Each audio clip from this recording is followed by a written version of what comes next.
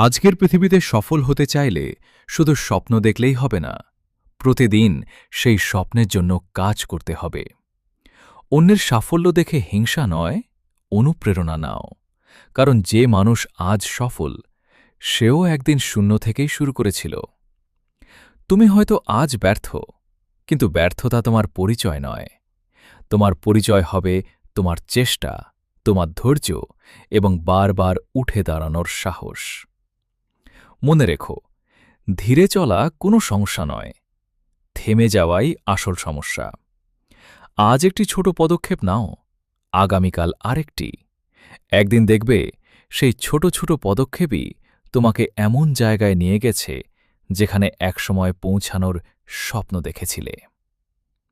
নিজের ওপর বিশ্বাস রাখো, কঠোর পরিশ্রম করো, সময়কে মূল্য দাও। কারণ ভবিষ্যৎ তাদেরই যারা আজ হাল ছাড়ে না।